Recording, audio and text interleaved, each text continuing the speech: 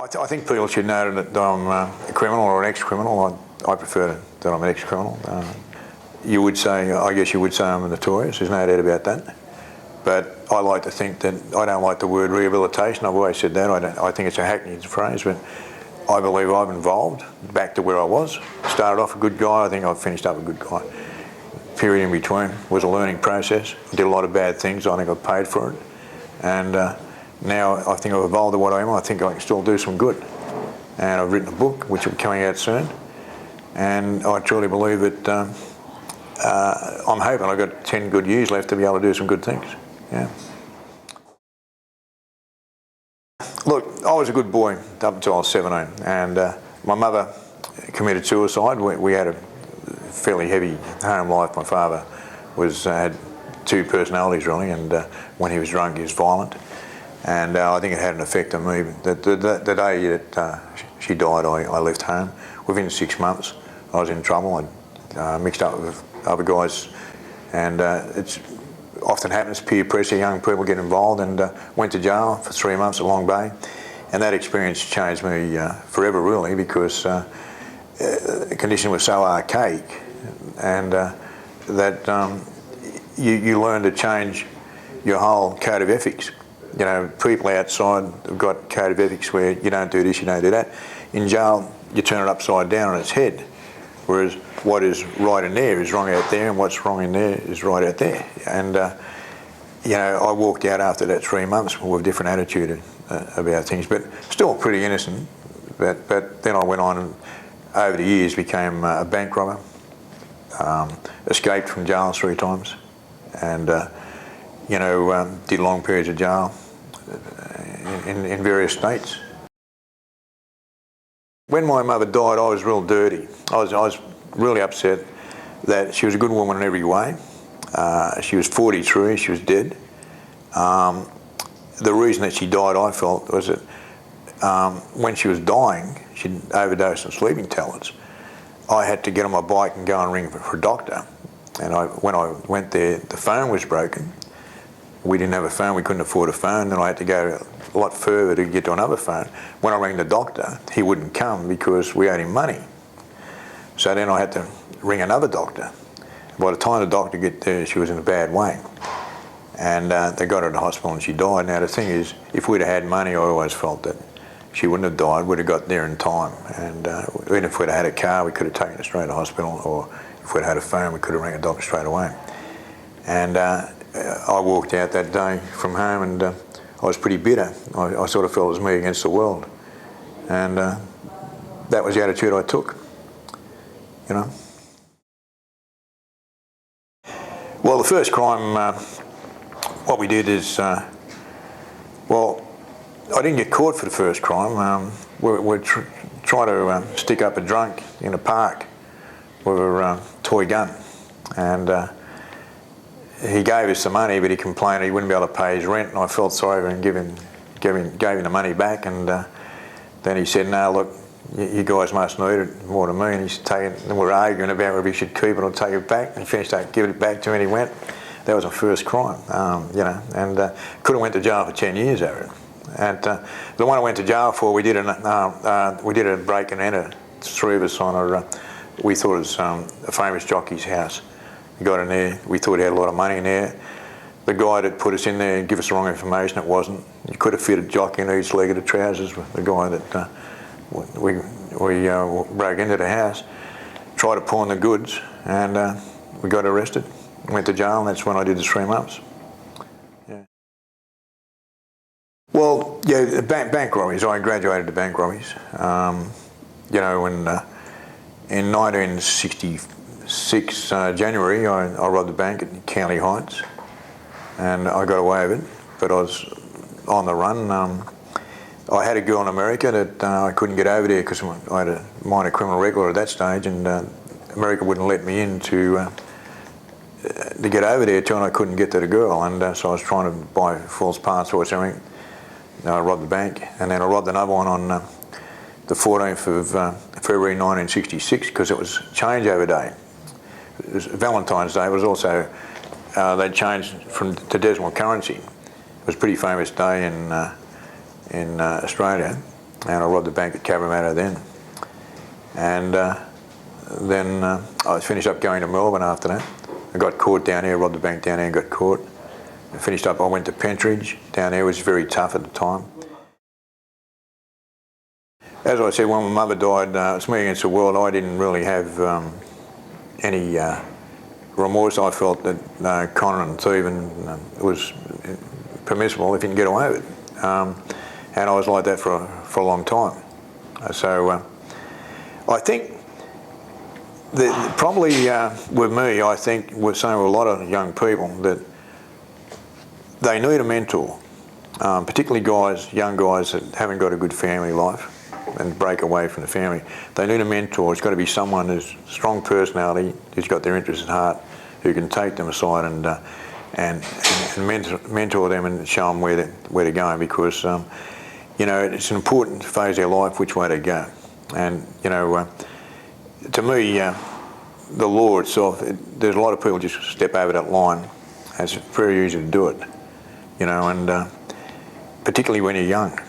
And when you're young, you're confident, and you feel, oh, it'll never happen to me, the thing's going wrong.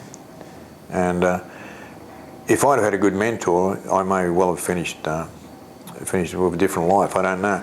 But the other thing with me is I was a gambler. And, you know, if you're a gambler and you're inclined to take risks, as I was, you're heading for trouble. You really are. Because I remember at school, my father, I'd always been taught not to gamble, that it was a mug's game, and I always believed it. But I was sitting next to a guy in school called Warwick. We became friends, and I started gambling and on the horses, and you wouldn't believe the first bet I had won, and I won a lot of money on it, and then I had another 3 bets and they all won, and I was hooked in.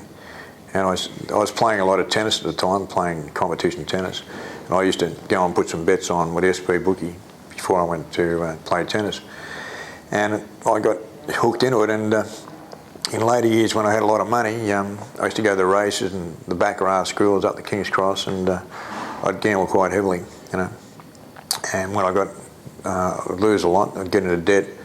Then I graduated right up and started, you know, that's robbing banks, you know, to pay back people and get money.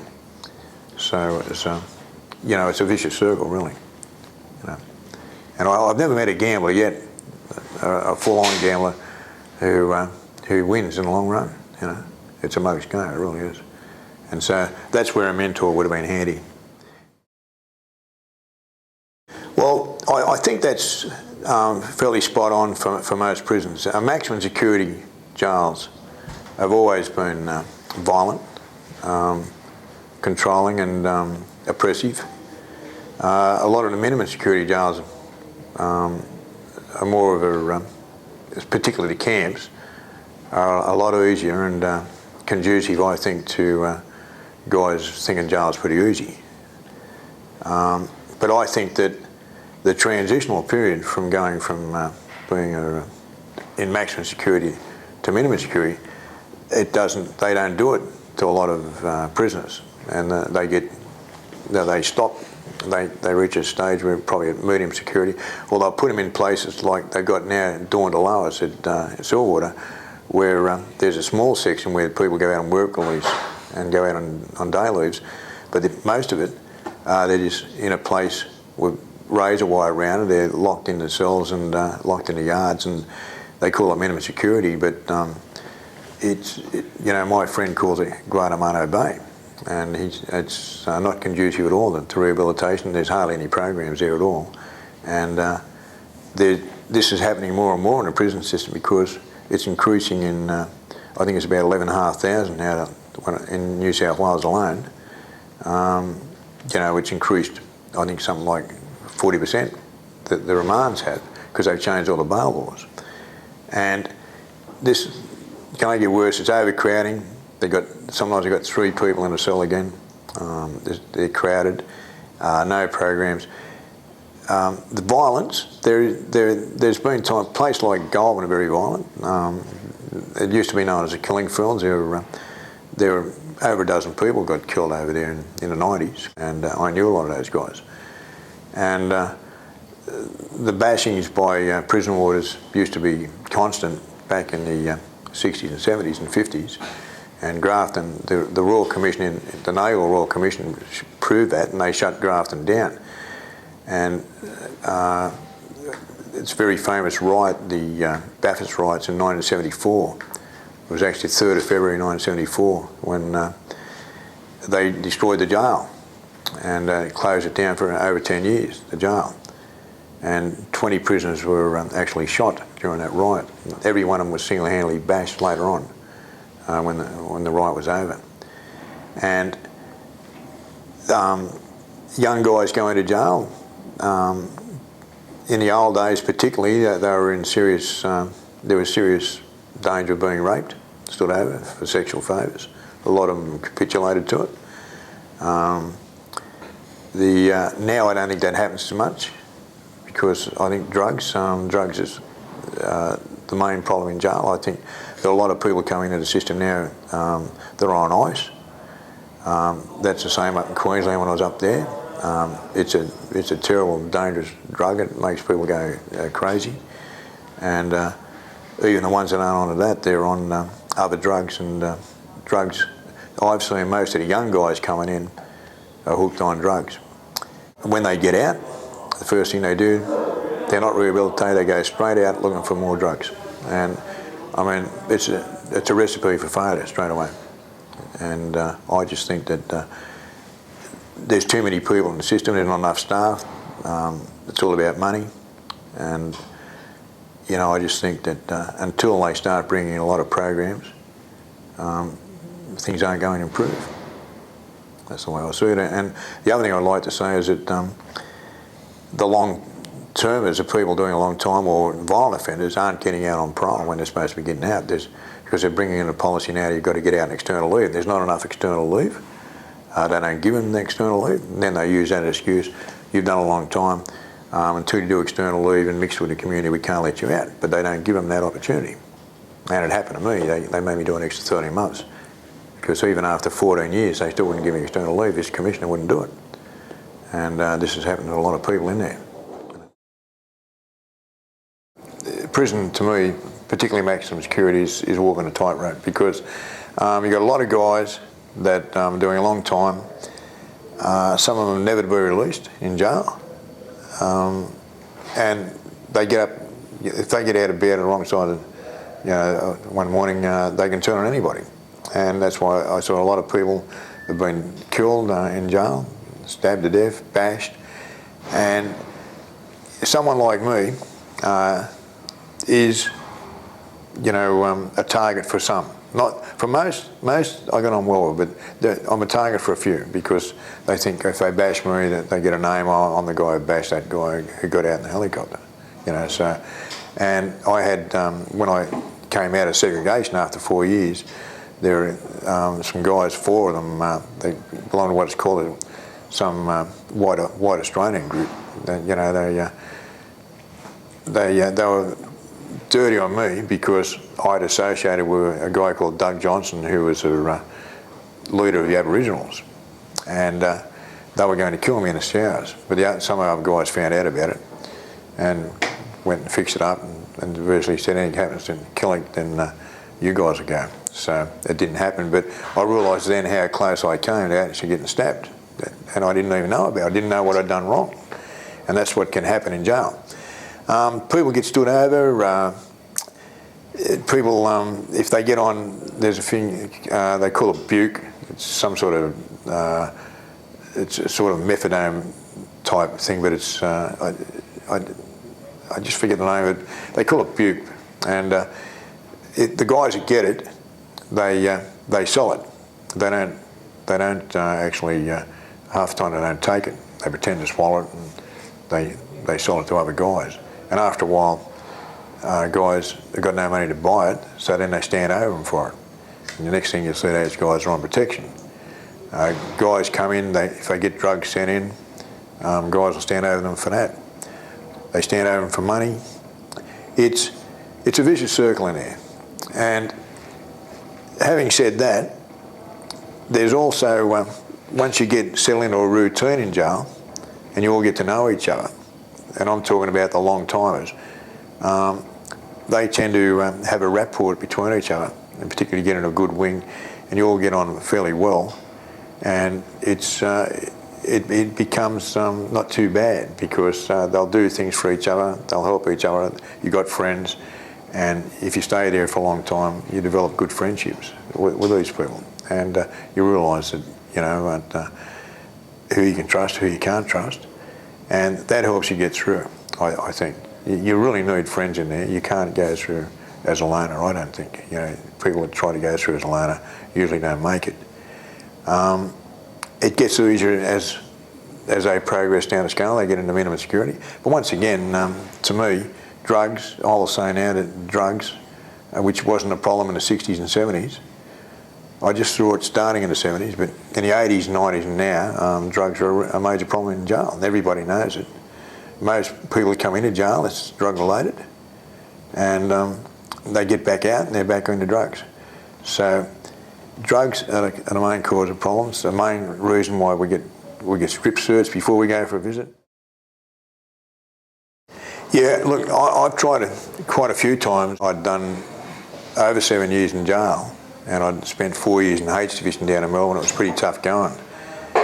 And I decided to go straight then, and I did. And I got married. I had a shop, I had businesses, and I did really well. But behind it all, I was still a gambler. Finished up getting into trouble through gambling. And then I got involved in something that I shouldn't have been involved in, and a robbery in South Australia that I didn't do. I pulled out, I didn't go. And everybody knows I didn't go, and all the people that testified at trial knew I didn't go, but I finished up going to trial, and because of the police, they actually verbal me and they planted evidence, and I went down on it. But I eventually won it in the High Court of Australia, and I won that and got out. But that was traumatic. And when I got out then, I was so bitter. You know, I'd been taken, you know, from my wife. We'd been married 5 years. My little boy was only 3.5. When I come back, he was 7. My father nearly died while I was there. He was very sick, and I was very bitter. And the marriage was finished, and I took up a young girl, and I just got straight in it. Started robbing banks. You know, totally dirty on the world at that stage. And that's probably the one period in my life where I really was a criminal with no remorse at all. It was that period when I got out then. And that's what it did to me, you know, going to jail for 3 years for something I didn't do. And now I just know the effect it had on me, you know.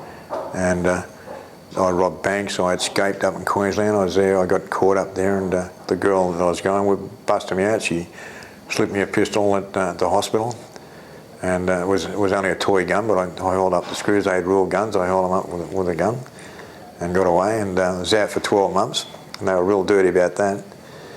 And then I was on the run for a long time over that. But the thing is, a couple of times that I decided, look, this is not for me, I'm going straight, it didn't work out because I fell back into gambling.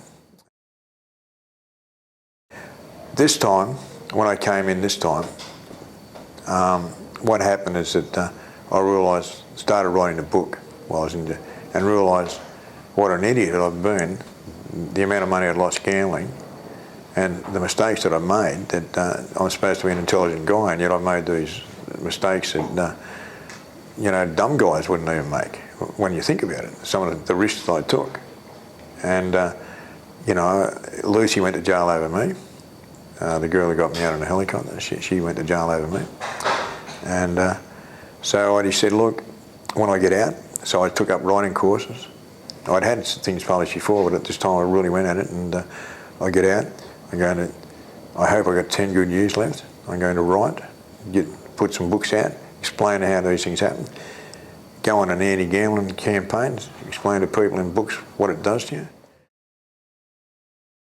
You know, that the way they run things in jail doesn't do any good. All it's doing is creating monsters, really. You know, when you look back at the history of jails in New South Wales and Victoria particularly, with the punishment divisions like Grafton and H Division, and to a lesser degree Tamworth Boys Home, where they used to flog them and starve them. You see that all those people that have been there, they're the who's who of crime, Australian crime. They all graduated to become major, high-profile, notorious criminals. All of them. All of them have been in those places. It does something to their mind. They want to hit back. There's no thoughts of rehabilitation, and that's what happens. Whereas you look at places like Europe over there, some of these places like Holland and the Scandinavian countries that have got policies where they bring in programs, they don't bring in harsh sentences, and they've got terrific rehabilitation rates. Crime rates are right down. Now there's got to be something, there's got to be a lesson there somewhere, you know. No, it didn't, for me in particular. There's another thing when they sentence you, and it's the judges often, it's called deterrence. And when the sentence has got to be, it's got to reflect both rehabilitation and deterrence, because they have to think about both, a deterrence in the public interest. And with me, I was told many times I'd embarrassed the people at the top. We escaped in the helicopter on the 25th of March. It was 2 days before the election, the state election. And they embarrassed. They got up the next day and the opposition, the Liberals, embarrassed the government by going on about what had happened, and I don't think they ever forgave me for that, even though they won the election pretty easily. And I was told that the people who ran the system didn't ever want me out.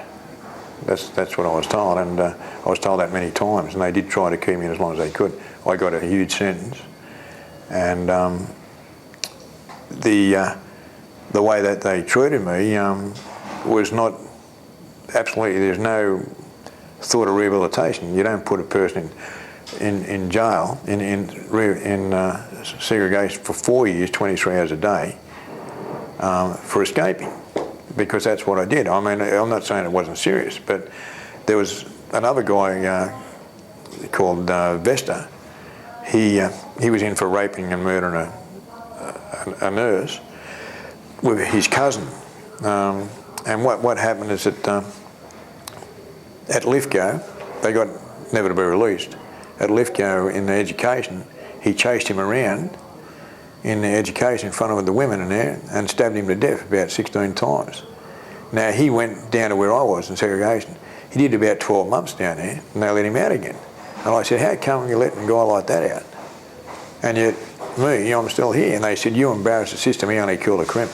And that's what they said. And he went and stabbed another guy, and then they put him in Supermax, and that's where he is now. He's still in Supermax, a very dangerous guy. You know, so it was, I feel it was political, how they treated me, and I stayed at Goulburn. I did about 7 years there, and then about 3 years at Lithgow. Then I went to Wellington, out in the middle of nowhere, where I couldn't, very hard to get visits out there. Then I went to Parkley, and they didn't want to give me any minimum security, and we threatened court because I'd been a model prisoner. So if you're a model prisoner and still can't get minimum security, then it's worth going to court over it. And we got to the stage ready to go to court, and then they lowered my security down. But then when it came to getting parole, I was 2 days from getting out. The commissioner, this new commissioner, jumped in and said no, he didn't want me out because I hadn't done any external leave. But he wouldn't give me any external leave. And so we challenged that. And he said, well, we can't give him external leave because he's got extradition to Queensland over that 1983 thing when I escaped up there. So it was a sort of a catch-22, and they were doing it deliberately. So I went to court over that, filed to go to court, and when I did it on my own, we got up before Judge Garling, and he said, if Mr. Killick's right, we've got a man in custody, he shouldn't be in custody. As soon as he said that, they rushed me up and gave me parole. 10 days later, I got parole. And that's why I know that if you challenge these things in court, you'll beat them because it's illegal what they're doing. But what they did to me, there was nothing about rehabilitation at all. They kept me as far away from my family as they could, and they did everything they could to break me. That's the way I see it, you know. No, I've been selfish, there's no doubt, because a lot of things shouldn't have happened that happened. A lot of people got hurt, people close to me, that because I go to jail, they've suffered too. So I was very adept at being able to justify my mind. I did a course called the Violent Prevention thing and worked with some psychologists. And I never shot anybody, never would shoot anybody, and I was always worked on bluff. So to a degree I justified it. I also justified the extent that I said, well, I'm robbing banks. Banks rip everybody off, which they do. We lost our house when I was a kid. They're still ripping people off, bugger the banks. But what that program taught me, and this is where the corrective services, I give them credit for this program. I think it's the jewel in the crown of the New South Wales Corrective Services, is this but not enough people do it. I went to these places, banks, point guns at people, you're putting people in fear. Some people react differently. You know, some just take it in their stride. Others are mortified, traumatised, and they might suffer for years over it. And you've got hundreds of victims, because you run into a bank, there might be 10 people in there, then those people are suffering, and also the people that they're connected with, their families. So there's no limit, and then your families. So there's no limit to how many victims you might have. The news, you'd see that they'd be running in, the bandits jumping into these fast food places, knocking the kids down, and I'm horrified at it. The violence of it, you know, and I thought, well, I wasn't like that. I was a good guy, I was a bad guy, now I'm back to a good guy. You know, I can keep it that way, you know. Right from history of the world, it's all about evolving, and I've evolved to what I am now. There's nothing to say that the guy who's done these bad things can't evolve into someone useful, a useful member of society. If we're going to believe, as some of these people run authorities, some of these authorities, if we're going to believe like they are, that you can't change these people, then we might as well give up. You've got to believe that people can evolve into better human beings, you know? And that's what you've got to work at, and I know you guys are working towards that, and that's good to see it. You know?